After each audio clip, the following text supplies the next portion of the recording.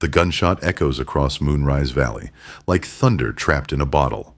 Martha Collins freezes at her cabin door, flour-dusted hands trembling as she watches a figure stumble through the blizzard.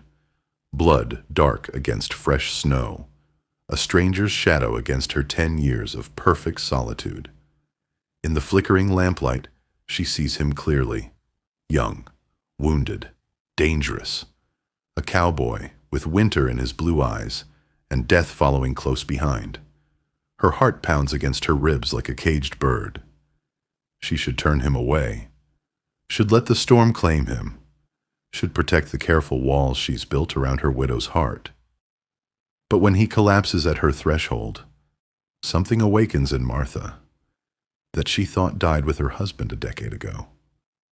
Something hungry. Something reckless. Something that whispers. Some strangers are worth the risk.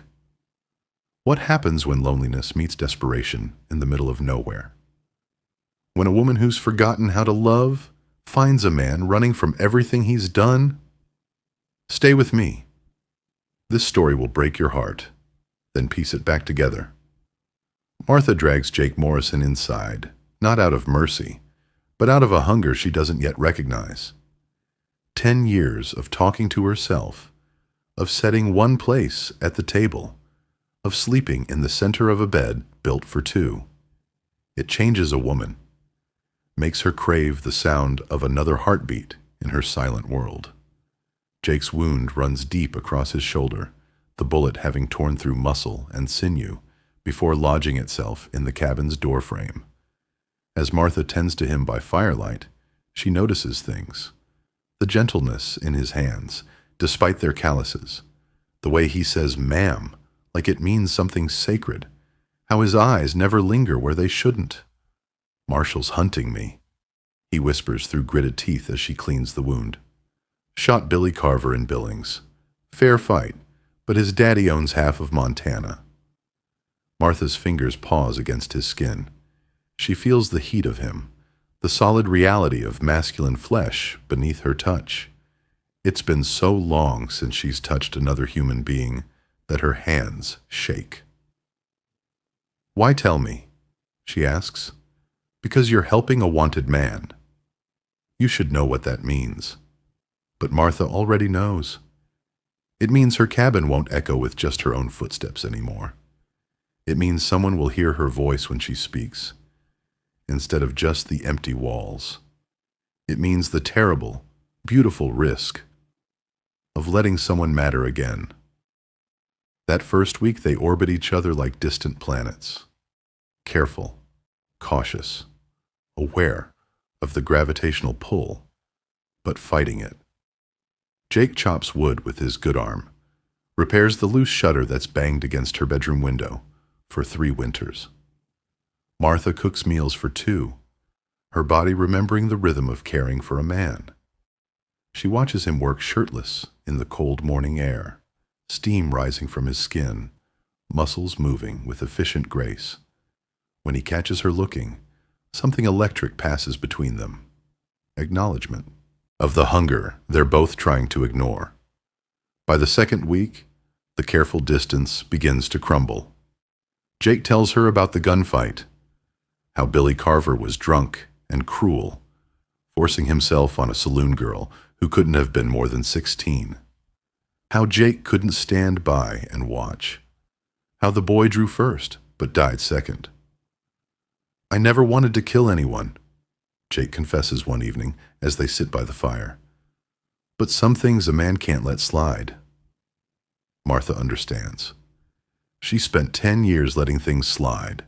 Her own desires, her own needs, her own desperate loneliness. But watching Jake, listening to his quiet strength, she feels something shifting inside her chest, like ice cracking on the river.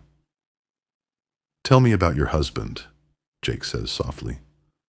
Thomas. The name feels rusty on her tongue. Good man. Worked himself to death trying to clear this land. Tree fell the wrong way. She's quiet for a long moment. I loved him the way a girl loves. Innocent, trusting. But that was before. I knew what real want felt like. Their eyes meet across the firelight, and Martha feels heat bloom low in her belly. Jake's gaze travels slowly down her face to her mouth, then lower, taking in the curve of her neck, the swell of her breasts beneath her modest dress. When he looks back up, his eyes are dark with need. "Martha," he says, and her name sounds like a prayer. She stands slowly, her heart hammering. 10 years of celibacy have made her body hypersensitive, every nerve ending awakened, every inch of skin hungry for touch. She moves to him, stops just close enough that she can feel the heat radiating from his body. "I'm not innocent anymore, Jake. I'm not a girl." "No," he agrees, reaching up to trace the line of her jaw with one rough finger. "You're a woman. A beautiful, lonely woman." When he kisses her, it's nothing like the chaste kisses she shared with her husband. This is fire and desperation. 10 years of suppressed desire pouring out in a single moment. His hands tangle in her hair, pulling her closer, and she can taste the hunger in him that matches her own. They don't make it to the bedroom that first time. The firelight dances across their skin as they discover each other on the worn rug before the hearth. Urgent, desperate, trying to fill 10 years of emptiness in a single night. The next weeks pass like a dream. Jake and Martha fall into the rhythm of lovers who've been separated by war. Every touch precious, every moment stolen from fate. They work together during the day, Jake splitting wood, while Martha tends her chickens, both of them stealing glances that promise what the evening will bring. At night, they explore each other with the thorough dedication of cartographers, mapping new territory. Martha discovers that Jake has a scar across his ribs from a horse's hoof, that he makes a low sound in his throat when she kisses his neck, that his hands can be gentle as whispers or demanding as storm winds depending on her mood. Jake learns that Martha's body holds 10 years of untapped passion, that she blushes when he tells her she's beautiful, but arches like a cat when he shows her with his hands, that she can be both shy and bold, sometimes within the same heartbeat. "I never knew it could be like this," Martha whispers one night as they lie tangled together, sweat cooling on their skin.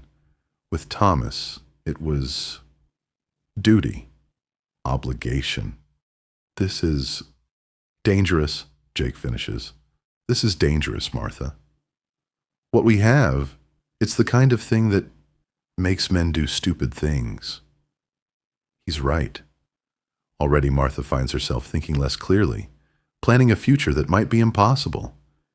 She imagines Jake staying, imagines them growing old together in this valley. She imagines children, not possible at her age, but a woman can dream. But dreams have a way of shattering when reality comes knocking. The knock comes on a Tuesday afternoon, sharp and official. Martha's blood turns to ice water in her veins. "U.S. Marshal Service, ma'am. Got a few questions, if you don't mind." Jake disappears into the root cellar like smoke, taking Martha's heart with him. She faces Marshal Hayes with steady hands, but a racing pulse, every word a potential trap.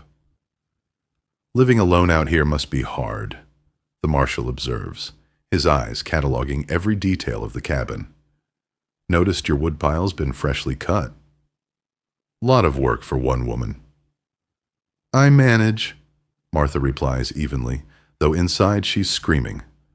The Marshal's gaze lingers on the table set for two, the second cup of coffee still steaming. "We're tracking a dangerous man. Jake Morrison. Killed a man in cold blood up in Billings. You seen anyone fitting his description?" Martha meets his eyes without flinching. "Marshal, I haven't seen another soul in months." Gets lonely enough out here to make a person talk to her chickens. But the Marshal isn't convinced. Martha can see it in the way he examines the cabin, noting details that don't quite fit the story of a woman living alone. Fresh repairs, the scent of masculine soap, boot prints too large to be hers. After he leaves, Jake emerges from the cellar, his face grave. He knows, Jake says simply. Maybe not for certain, but he suspects. I have to go, Martha. Tonight. No. The word tears from her throat. We'll figure something out. I won't let you hang for harboring a fugitive. I won't let you lose everything because of me. That night, they make love with the desperation of condemned souls. Every touch is goodbye. Every kiss a last kiss. Martha memorizes the feel of Jake's body against hers, the sound of his breathing in the dark, the way he whispers her name, like it's the only word that matters. Martha wakes to silence. The space beside her is cold, empty. On her pillow lies a letter written in Jake's careful hand.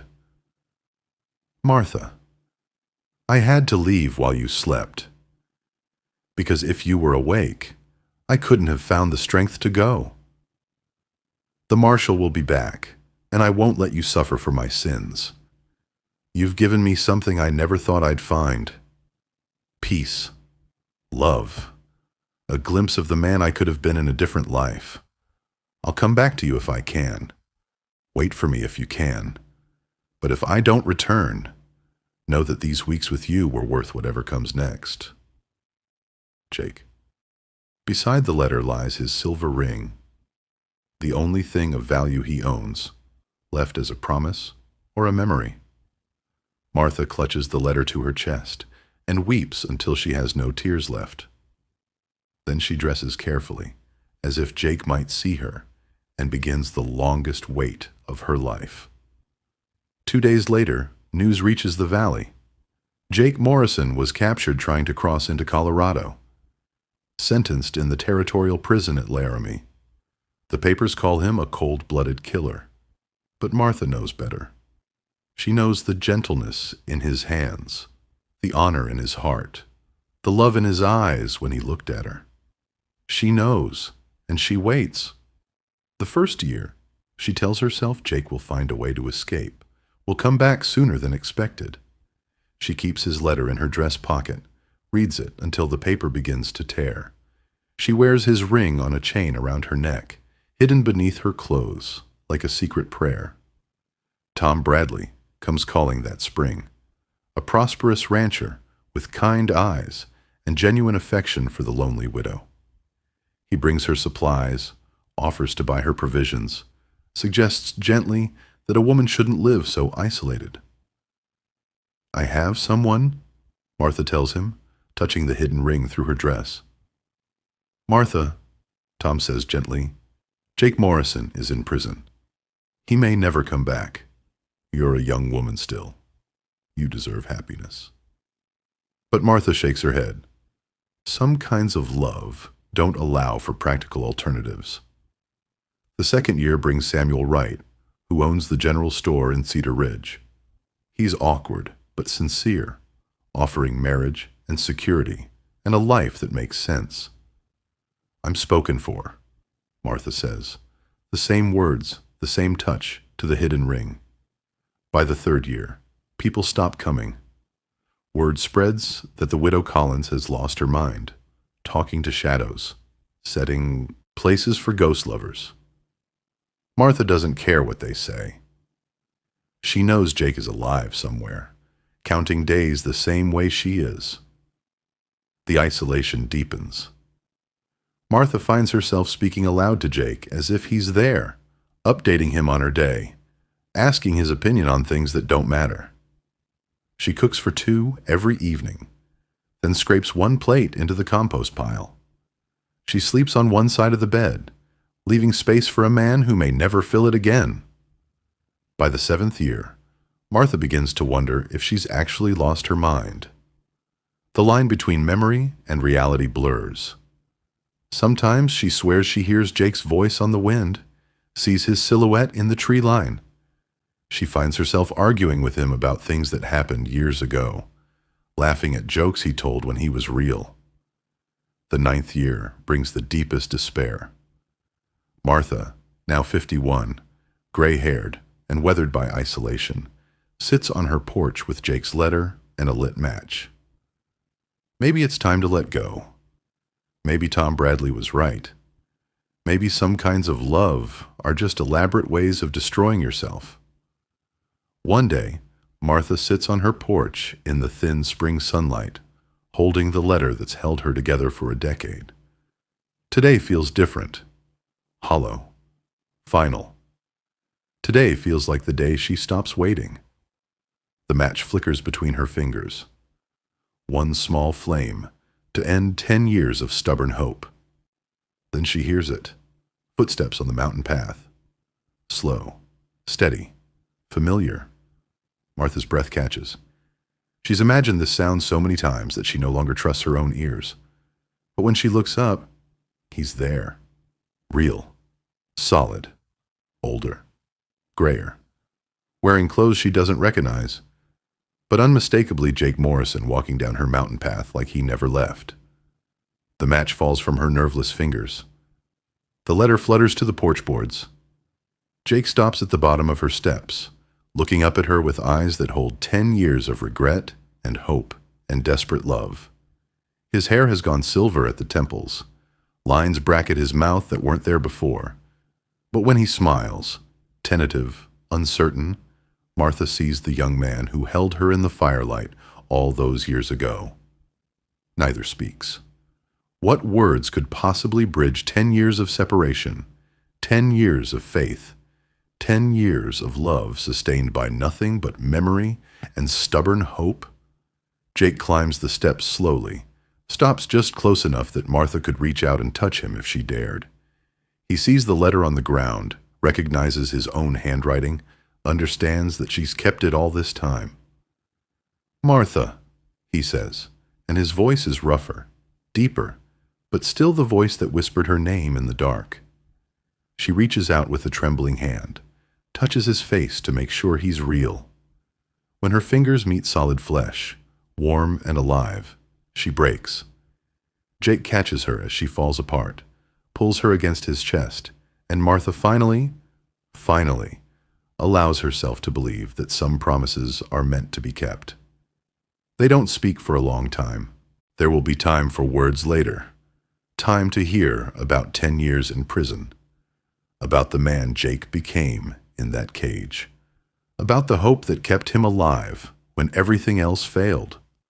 Time to tell him about her vigil. About the men she refused. About the nights she almost gave up. But now there is only this. The solid reality of arms around her. The steady beat of a heart she thought she'd lost forever. The impossible miracle of love that refused to die. As the sun sets over Moonrise Valley, painting the sky the color of old roses, Jake and Martha sit together on the porch where she waited. Her head rests on his shoulder. His ring catches the last light, no longer hidden but worn openly on her finger where it belongs. In the distance, a train whistle echoes across the mountains. The sound of a world moving forward, of time that can't be recovered. But here, in this moment, time doesn't matter. Here, love has proven stronger than law, more patient than prison, more enduring than loneliness. Some stories end with gunfire, some with gold. But the best stories, the ones worth telling, end with coming home.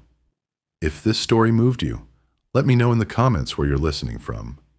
Hit that like button if you believe some love is worth waiting for, and subscribe for more tales of the American frontier, where hearts run as wild as the territory itself. Sometimes the most dangerous journey isn't across the desert. It's across the years between goodbye and hello.